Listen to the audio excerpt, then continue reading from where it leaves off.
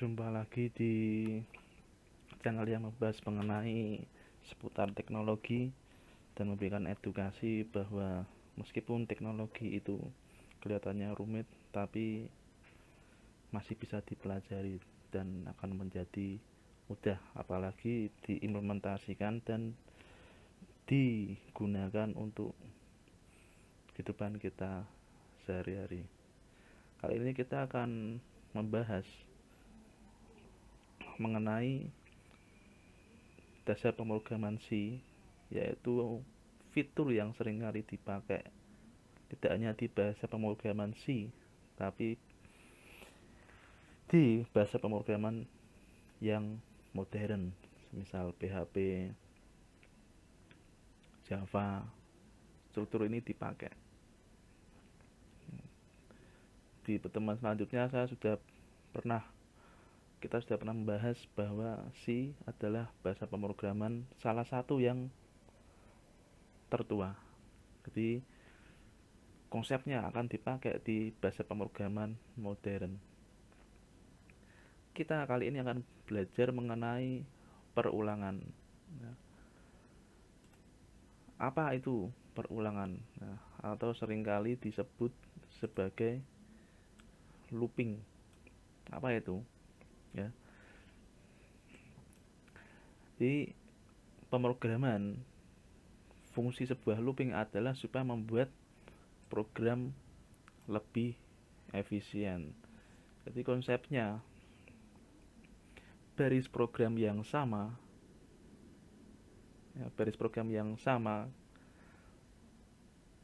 tidak perlu ditulis berulang-ulang. Jadi behavior atau kelakuan yang sama itu tidak perlu ditulis terus kode programnya, cukup melakukan perulangan, tinggal mengganti nilai variabel. Nah, nilai variabel ini nanti yang bisa diatur menggunakan looping. Tipe perulangan di bahasa C itu ada beberapa, ada yang memakai while, ada yang memakai do dan while, kemudian atau for. Ya, tiga ini. Dan di bahasa pemrograman web PHP tiga hal ini juga ada. Tapi video kali ini kita akan membahas dulu mengenai while supaya tidak terlalu panjang videonya. Nah, sintaks penulisan while ini sederhana saja. Jadi tinggal menulis while, kemudian melakukan perulangan while ini ketika kondisinya seperti apa.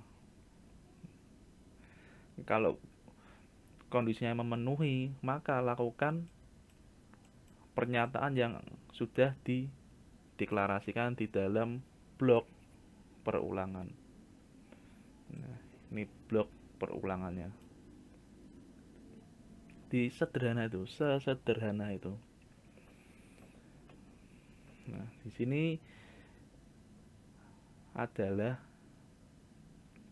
gambaran alur perulangan ya. Ini kode program sebelum perulangan, kemudian di sini kita melihat simbol yang sama ketika di video sebelumnya kita belajar mengenai pengkondisian atau if else sama. Nah, outputnya masih sama. Kalau ada yang salah, ada yang benar. Nah, jika benar lakukan program apa, jika salah lakukan program apa. Nah, cuma bedanya, struktur pengkondisian ini karena namanya looping perulangan, maka ada arah garis yang kembali lagi dan berulang-ulang. Jadi dia tanya dulu nih, apakah kondisinya memenuhi syarat atau enggak. Kalau ya benar memenuhi syarat, dia akan mengeksekusi kode program di bawahnya ini. Ya, ini kode programnya. Kemudian setelah kode programnya yang ada di dalam pernyataan ini sudah dieksekusi, sudah selesai, ya, dan dia kembali lagi ke atas nih, dia ngecek lagi apakah kondisinya masih memenuhi lagi. Nah, jika memenuhi maka dia lakukan perulangan lagi. Begitu seterusnya, dia akan nanya terus, sehingga inilah yang disebut perulangan atau looping. Berhentinya kapan? Berhentinya jika kondisinya ini sudah tidak memenuhi syarat yang dideklarasikan. Kalau kondisinya salah, dia akan selesai, tidak melakukan perulangan lagi. Kalau salah, dia akan mengeksekusi kode program setelah while yang di bawahnya ini. Ceritanya seperti itu. Diagram alur dari while. Nah, ini ada beberapa isu di dalam while, ya. Yang pertama, dapatkah kode program while tidak dijalankan sama sekali? Yuk, bagi yang nonton video ini bisa jawab. Nomor 1, isu pertama, jawabannya apa? Ya, silakan ketikkan di komentar. Oke, sudah. Nah, kita jawab. Kode program while bisa ya, jawabannya berarti tadi bisa ya. Program while itu bisa tidak dijalankan sama sekali. Nah, jika apa? Ya, jika kondisi awal sudah salah. Jadi ceritanya gini, jika mengeksekusi program while, ya, yang pertama kali dia hasilnya langsung tidak memenuhi persyaratan, jadi salah ini, dia langsung lewat ke sini. Nah, jadi yang kondisi yang di sini itu tidak dieksekusi, bisa. Kemudian isu yang kedua, dapatkah kode program while dijalankan terus menerus tanpa akhir? Nah, jadi dia looping terus, jadi eksekusi terus. Apakah bisa? Silakan jawab di komentar. Isu nomor 2. Ya, jika sudah, kita lihat jawabannya adalah kode program while bisa dijalankan terus-menerus. Jadi tadi jawabannya bisa ya. Bisa dijalankan terus-menerus. Jika apa? Nih, jika kondisi selalu bernilai benar. Jadi looping ini akan dilakukan terus-menerus. Dia berputar terus. Jika apa? Jika kondisinya selalu benar, alias tidak pernah salah. Nah, itulah yang disebut nanti perulangan tanpa batas, infinite.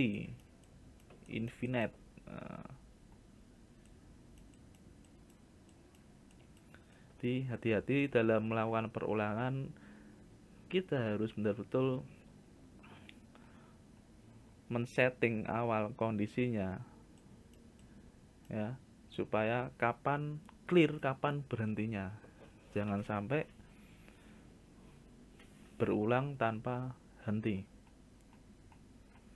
Nah, kita masuk ke demo yang pertama. Di demo yang pertama ini kita akan mencoba contoh dari perulangan while. Nah, silakan bisa di pause dulu. Videonya. Jika sudah, bisa ketikkan kode berikut. Nah, di sini akan saya jelaskan ya cara kerja program ini. Jadi yang pertama ada variabel namanya cacah. Kemudian variabel cacah ini diberi nilai 1. Nah, sekarang kita masuk ke blok perulangannya. Jadi ini ya, yang ini kondisi ini kita cek, kita lihat kondisinya. Lakukan perulangan ketika lakukan perulangan ketika kondisinya, ini kondisinya variabel cacah itu bernilai kurang dari sama dengan 5. Nah, jadi kalau nilai variabel cacah itu kurang dari sama dengan 5, berarti kalau di sini 5 juga dihitung, bukan di bawah 5 karena ada sama dengannya. Ketika kurang dari sama dengan 5, maka cetak bilangan variabel tersebut, ya, variabel cacah. Nah, karena ini integer, maka cetaknya menggunakan persen %d, nah, backslash n untuk memberi enter atau cetak di bawahnya. Dan di variabel cacah ini nilainya adalah cacah plus 1. Jadi tadinya kan nilai awalnya kan 1. Nah, ini dicek nih, apakah 1 kurang dari sama dengan 5? Kan jawabannya kan betul ya. Karena betul, dia akan cetak ini variabelnya sekarang, berarti cetak 1.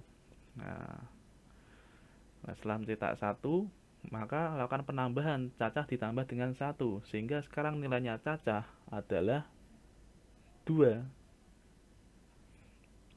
Nah, kemudian looping lagi ke atas. Nah, dia ngecek lagi, dia nanya lagi, apakah cacah nilainya kurang dari sama dengan 5? Cacahnya kan sekarang nilainya 2 kurang dari sama dengan 5. Nah, apakah 2 kurang dari sama dengan 5? Jawabannya adalah ya, betul. Maka cetak lagi. Dan bilangan cacahnya sekarang nilainya bukan 2 lagi, tapi 2 plus 1, 3. Itu seterusnya. Dan kapan berhenti? Berhenti ketika nilai cacahnya adalah 6, alias perulangan yang ke 5. Nah, ketika melakukan perulangan ke 5, ketika variabel cacah nilainya 5, dia masih mencetak nilai 5, tapi variabel cacahnya ini nilainya akan berubah menjadi 6. Ketika nilainya menjadi 6, dia ngecek lagi, apakah 6 kurang dari sama dengan 5? Jawabannya adalah false, salah. Karena harusnya 6 itu lebih besar dari 5. Jadi kira-kira gitu cara kerja programnya. Dan silakan coba di compiler yang ada. Saya pakainya di Glot.io. Maka hasilnya dia akan mencetak seperti yang tadi sudah saya orek-orek nih ya. Kita nilai 1 sampai 5 berurutan. Yang terakhir nilainya, karena bilangan cacah nilainya 6, maka dia akan berhenti. Jadi kesimpulannya, perulangan berhenti jika menggunakan kondisi salah. Kapan nilainya salah? Jika nilai variabel cacahnya nilainya adalah 6. Jadi itu nilainya salah jika 6.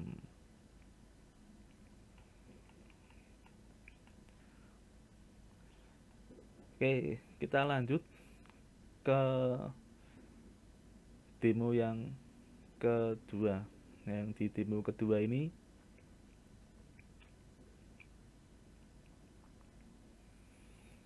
hampir sama. Hanya bedanya yang saya highlight kuning ini, variabel cacah yang tadinya nilai awalnya 1, sekarang saya ganti menjadi 6 ya.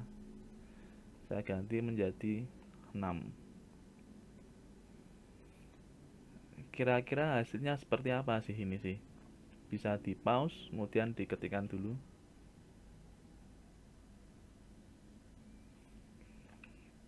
Nah, sambil saya jelaskan, ketika variability nilainya caca sama dengan 6, ya, dia masuk ke pengkondisian nih. Kondisian. Dia cek apakah nilai cacah kurang dari sama dengan 5. Jawabannya adalah apakah 6 kurang dari sama dengan 5. Jawabannya adalah false. Salah. Kalau salah, maka apakah akan dieksekusi kode program di dalam looping ini, looping well? Jelas tidak. Nah, sehingga hasilnya adalah kosong. Kenapa hal ini terjadi? Karena kondisinya, kondisi program ini yang kita buat selalu bernilai salah. Nah, inilah yang saya tanyakan di isu nomor 1 tadi. Nah, jadi bisa tidak dijalankan sama sekali perulangannya karena kondisi awal itu sudah salah. Nah, kemudian kita coba main tebak-tebakan. Ya, kita main kuis. Berapa hasilnya jika variabel cacah diisi dengan, ini masih sama yang kode programnya ya. Bagaimana bilangan cacah jika diisi dengan angka 3. Ya, jangan diketikkan dulu programnya, tebak saja. Chat di komen ya. Hasilnya kira-kira seperti apa. Ya. Nanti akan saya jawab hasilnya yang betul bagaimana. Silakan jawab di komen.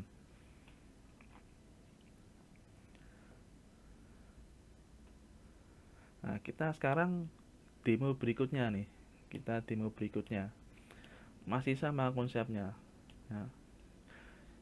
Kita akan mencoba bilangan cacah ini bagaimana jika diberi nilai 1.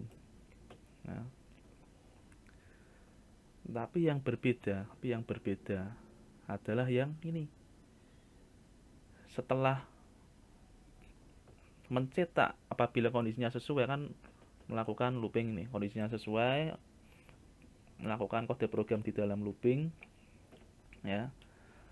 Kemudian yang berbeda, cacahnya adalah dikurangi 1.